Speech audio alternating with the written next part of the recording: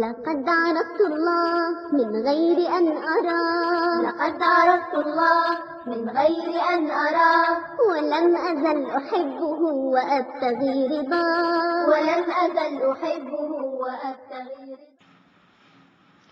السلام علیکم ورحمۃ اللہ وبرکاتہ. اعوذ باللہ من الشیطان الرجیم. بسم اللہ الرحمن الرحیم.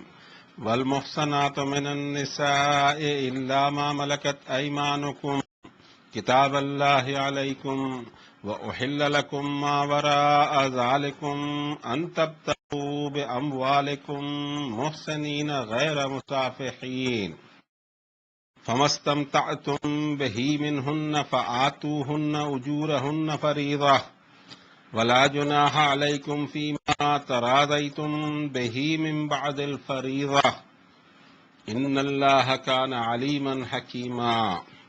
ومن لم يستطع منكم طولا أن ينكح المحصنات المؤمنات فمما ملكت أيمانكم من فتياتكم المؤمنات واللہ عالم بإیمانکم بعضکم من بعض انکحوہن بإذن اہلہن وآتوہن اجورہن بالمعروف محصنات غیر مصافحات ولا متخذات اخدان فإذا أحصن فإن أتين بفاحشة فعليهن نصف ما على المحصنات من العذاب ذلك لمن خشي اللعنة منكم وأن تصبروا خير لكم والله غفور رحيم. يريد الله ليبين لكم ويهديكم سنن الذين من قبلكم ويتوب عليكم والله عليم حكيم. والله يريد أن يتوب عليكم ويريد الذين يتبعون الشهوات أن تميلوا ميلا عظيما. يريد الله أن يخفف عنكم وخلق الإنسان ضعيفا. صدق الله العظيم وصدق رسوله النبي الكريم ونحن على ذلك لمن الشاهدين والشاكرين والحمد لله رب العالمين. القرآن الحکیم کی صورت نمبر 4 کی یہ آیتیں تھی. آیت کا سیریل ہے 24 سے 28 تک، جس کی تلاوت کی توفیق اللہ نے اس عاجز بندے کو عنایت فرمائی. اس کے لیے اس کا شکر ادا کرتے ہوئے یہ دعا کرتے ہیں کہ ان آیات بینات میں ہمارے اپنے لیے کیا پیغامات ہیں، کیا سگنلز ہیں، کیا ڈائریکٹیوز ہیں، اس کو ہم دریافت کر سکیں اور پھر ہمارا ذہن، ہمارا دل، ہمارا دماغ، ہمارا کردار اس طرح کا ہو کہ ان آیات بینات میں آئے ہوئے احکامات کے تحت اپنی زندگی گزار کر اپنے رب کے حضور پہنچ جائیں. ضروری ہے کہ اس پر ہم تدبر اور تفکر کریں. پہلے اس کے معنی سے قریب ہونے کی کوشش کرتے ہیں. اللہ ہم کو ہماری مدد فرمائے. اور تمہارے نکاح کے لیے حرام ہیں ہر میریڈ لیڈی ایون دو جس کے تم رائٹ پزیس کیے ہوں. یہ اللہ نے فیصلہ کر دیا ہے، تمہارے لیے لکھ دیا ہے تم پر. اس کے علاوہ کی لیڈیز حلال ہیں شادی کے لیے. شرط یہ ہے کہ تمہیں مالی ذمہ داریاں اٹھانی ہوں گی اور حصار نکاح میں رکھنا ہوگا، اونلی فار انٹرٹینمنٹ نہیں. کنزپشن آف نکاح ہوتا ہے تو تمہیں جو ان کے مہر مقرر ہیں وہ دینا ہی ہے، لیکن اس میں تم پر کوئی حرج نہیں کہ تم آپس کی رضامندی سے اس میں جو ایڈجسٹمنٹ کر لو. لیکن تمہیں یہ یاد ہونا چاہیے کہ اللہ سب کچھ جانتا ہے اور حکمت والا ہے. اور تم میں سے جو کوئی اتنا کیپیبل نہ ہو مالی حیثیت سے کہ وہ خاندانی ایمان والی عورتوں سے نکاح کر سکے، تو جو تم رائٹ فلی پزیس ہوئے ہو ان کنیزوں سے نکاح کر سکتا ہے جو ایمان والیاں ہیں. اللہ کو اچھی طرح معلوم ہے کہ تم میں کس میں کتنا ایمان ہوتا ہے، کوئی بھی ہو تم میں سے.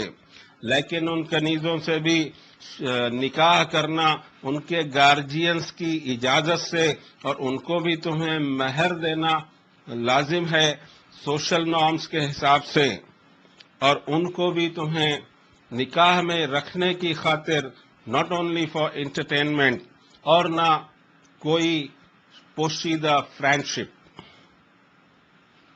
پھر جب وہ نکاح کے بندھن میں آ جائیں اور اگر ان سے کوئی بے حیائی والا کام ہو جائے تو ان پر سزا بھی خاندانی عورتوں سے آدھی. اور یہ تمہیں اجازت دی جا رہی ہے ہر اس کے لیے جس کو قدم ڈگمگانے کا اندیشہ ہو، اور اگر تم صبر کرتے رہے تو اسی میں تمہارا بھلا اور خیر ہے، اور اللہ مغفرت والا رحم والا. اللہ یہ چاہتا ہے کہ تمہارے لیے ان نکات کو بیان کر دے اور تم کو ان لوگوں کے طریقے کا گائیڈ کرے جو تم سے پہلے ہو چکے ہیں اور تم پر متوجہ ہو. اللہ علم والا، حکمت والا. اللہ یہ بھی چاہتا ہے کہ تمہاری توبہ قبول کرے، اور لیکن وہ لوگ جو منمانی کے پیچھے چلتے ہیں وہ یہ چاہتے ہیں کہ تمہارا معاشرہ کافی میلوں آگے بڑھ جائے منمانیوں میں.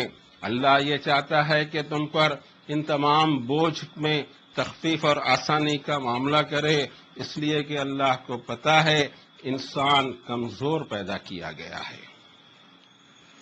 پچھلی مضمون پیچھے سے چلے آ رہا ہے، وہ رشتے بتا دیے گئے جو انسانی سماج میں انتہائی محترم رشتے ہیں، جن کے دو سورس ہیں، ایک انسان کی پیدائش کے ساتھ ساتھ اور ایک کسی خاتون سے اس کی شادی ہونے کے بعد اس شادی کا کنزپشن ہو. اس کے بعد سارے رشتوں کی لائن ایک محترم لائن کھل جاتی ہے جس میں کبھی بھی تعارض اور اس کی بے فکری نہیں ہونی چاہیے، جس کے بارے میں سورت کے اول میں ہی کہہ دیا کہ واتقوا اللہ الذی تساءلون بہ والارحام. تمہیں کانشیس رہنا ہے اللہ سے کہ تمہاری ضرورت کی ہر چیز وہ سپلائی کرتا ہے، اور تمہیں انتہائی احتیاط مند ہونا چاہیے اور کانشیس ہونا چاہیے ان محترم رشتوں کا احترام کرنے میں. جو بلڈ ریلیشنز ہیں تمہارے، اس کا احترام تم پر لازم ہے، وہی انسانیت کا شرف ہے. اور اگر اس سے الگ انسانیت آگے بڑھتی ہے تو وہ حیوانوں کی شکل ہو جائے گی. یہ مخلوق الگ طرح کی ہے، اس کو سمجھنا بہت ضروری ہے. انسان کو اللہ نے، ابھی جو ہم نے آیتیں پڑھی اس میں بتایا گیا کہ خلق الانسان ضعیفا، انسان کو کمزور پیدا کیا گیا. اس کا سسٹم آف پیدائش دوسرے جانداروں کی طرح بھلے ہو، مگر ان جانداروں میں اور اس میں سب سے بڑا فرق یہ ہے کہ اس کی پرورش کے خاطر اس کو والدین لگتے ہیں، اور آگے اس کی زندگی بڑھے سیفلی اور اس کے پورے سیف گارڈ ہونی چاہیے. اس کے لیے اس کے فادر سے، مدر سے، بیوی سے کئی رشتہ داریوں کے سپورٹ کر کے ایک انسانی زندگی کو اللہ آگے بڑھانا چاہتے ہیں. اور اس کی پہلی بنیاد ہے شادی یا میرج یا نکاح، جس میں سوسائٹی اس جوڑے کو الاؤ کر رہی ہے. اور اس جوڑے کو باندھنے میں جو شرطیں یہاں بتائی گئیں اس میں چند شرطیں بہت امپورٹنٹ ہیں. ایک تو یہ کہ جب کسی خاتون سے شادی کی جا رہی ہو تو ساری مالی ذمہ داریاں اللہ نے میل سیکشن پہ ڈالی ہے، ہسبینڈ پہ ڈالی ہے، عورتوں پر کوئی مالی ذمہ داری نہیں. پھر انہی عورتوں سے جو اولاد ہوئی ہے اس کی بھی ساری ذمہ داری، پرورش کی، پالنے کی ساری ذمہ داری، مالی ذمہ داریاں سب کے سب فادر کے اوپر ڈالا گیا ہے. کسی صورت میں کوئی ایسی پوزیشن خراب ہو جائے کہ طلاق کی بھی نوبت آ جائے تو بچوں کی مالی ذمہ داری پھر اس کے فادر پہ ڈالی گئی ہے. اور یہ ہم دیکھ چکے ہیں کہ نرسنگ اگر وہ کروانا چاہتا ہے تو اسے مالی ذمہ داریاں اٹھانی پڑے گی وغیرہ ذالک کی پوری تفصیل گزر چکی ہے. ذہن ایسا بن رہا ہے، قرآن شریف میں ہم آگے بڑھ رہے ہیں کہ یہ جو مخلوق ہے انسانی سماج کی ایک کمزور مخلوق ہے، وہ لیڈیز سیکشن ہے، اور یہ دنیا انصاف پر قائم نہیں رہ پاتی. ان کے حقوق ادا کرنے میں ایسا دکھائی دیتا ہے کہ وہ کمزور سیکشن کے حقوق ایک جگہ اللہ تعالیٰ گناتے چلے جا رہے ہیں، جس میں یہاں یہ بتایا گیا کہ انسانی حرمت کے تقاضے یہ ہیں کہ ان رشتوں کو محترم جانا جائے. اگر کوئی خاتون جس کا کہیں نہ کہیں کوئی نہ کوئی نکاح ہوا ہے وہ دنیا کے سارے مردوں کے لیے اب حرام ہے.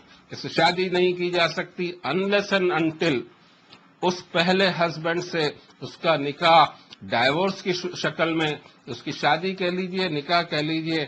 اگر وہ ڈائیورس ہو جاتا ہے یا پھر وہ بیوہ ہو جاتی ہے، اس کا ہسبینڈ گزر جاتا ہے، اس صورت میں بھی پھر ایک کنڈیشن اور اللہ نے ڈالی ہے کہ ایک گیسٹیشن پیریڈ ہوگا جس میں یہ پتا ہو کہ وہ خاتون حاملہ ہے یا نہیں، ویدر شی از کیرینگ اور ناٹ، تاکہ جو آنے والا بچہ ہے اس کا پیرنٹیج صحیح طور سے ہو کہ اس کا فادر کون ہے۔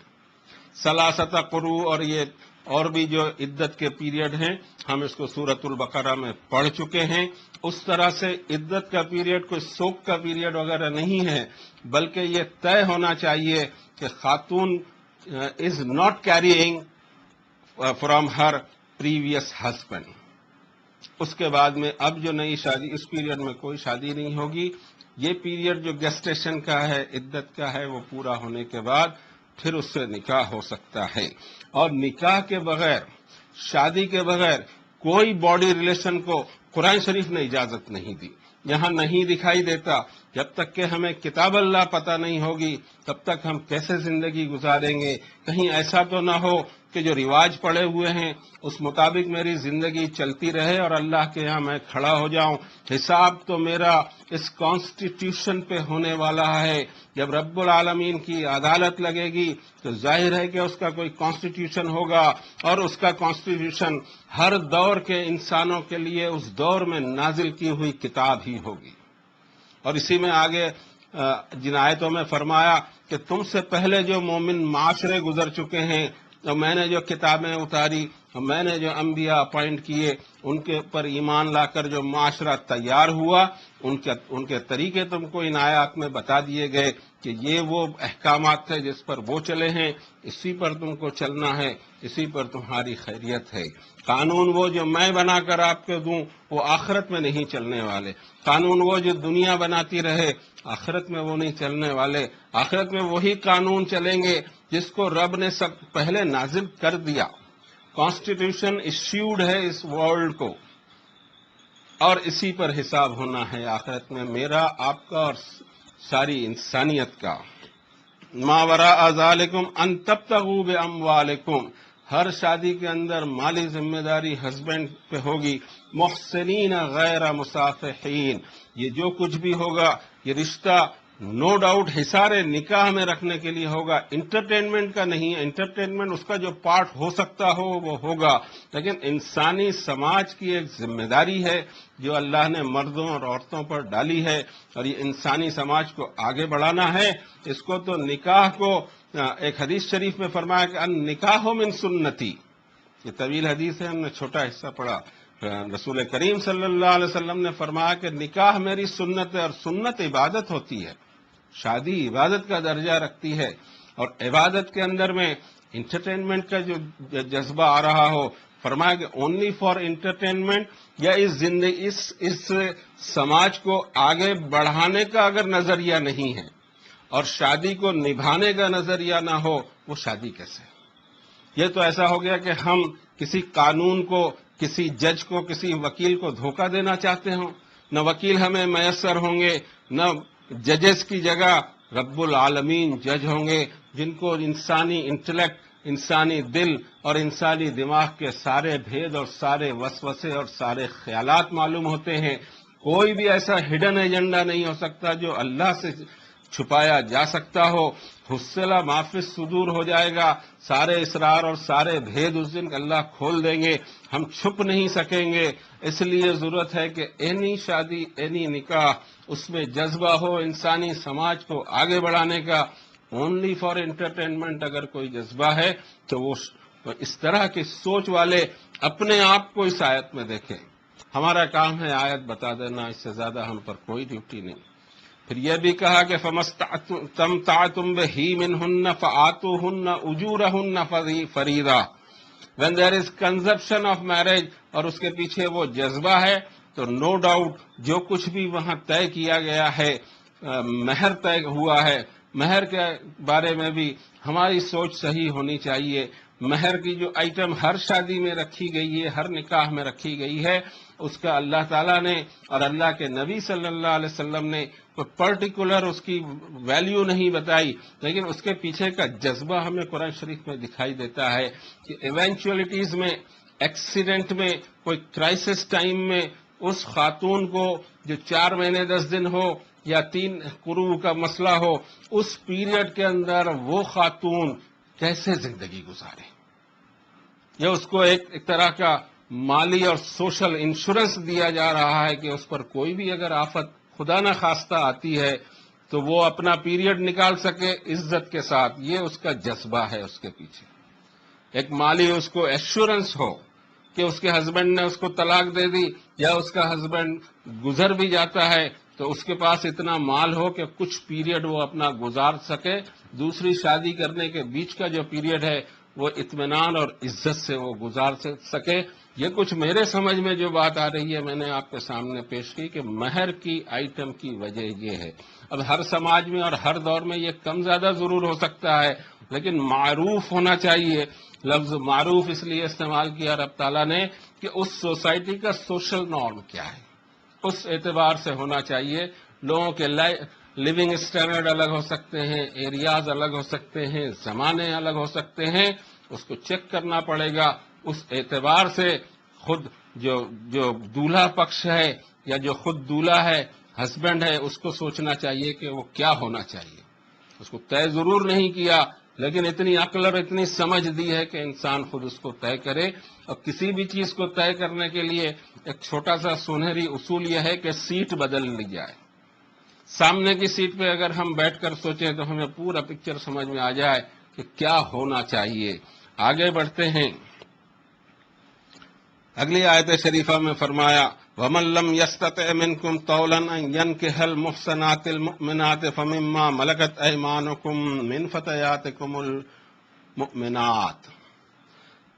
خاندانی عورتوں سے شادی کرنے جتنا مالی کیپیسٹی نہ ہو انسان کی، اس کا کوئی بیک گراؤنڈ نہیں سمجھ میں آ رہا ہو یا پھر سوسائٹی میں اس کی مالی حیثیت اتنی کمزور ہو کہ جہاں اس کا نکاح کرنے جا رہے ہیں یا جہاں اس کا رشتہ پیش کیا جا رہا ہو اس میں سوسائٹی میں لیونگ اسٹینڈرڈ میں یا ویلتھ میں اتنا فرق ہو تو اس کے لیے اللہ نے چھوٹ دی کہ من فتیاتکم المؤمنات، جو کنیزیں ہیں سوسائٹی میں ان سے شادی کرے، ان سے نکاح کرے. بغیر نکاح کے کوئی ریلیشن دکھائی نہیں دیتا.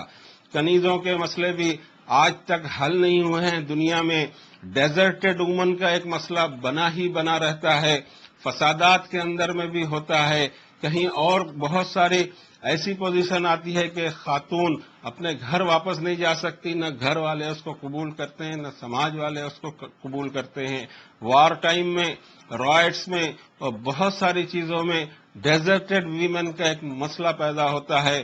اس مسئلے کا جو حل کتاب اللہ میں دیا گیا کہ سوسائٹی کے ایسے گھروں کو ان کا کفیل بنایا جائے کہ ان کی زندگی آگے چلے، گارجین شپ دی جائے اور پھر سماج میں انہی کو ایسے ایبزارب کیا جائے کہ کوئی اگر جوڑا بنتا ہے تو یہ جوڑا ان سے باندھا جا سکتا ہے لیکن بِإِذْنِ أَهْلِهِنَّ، ان کے گارجینز کی اجازت کے ساتھ.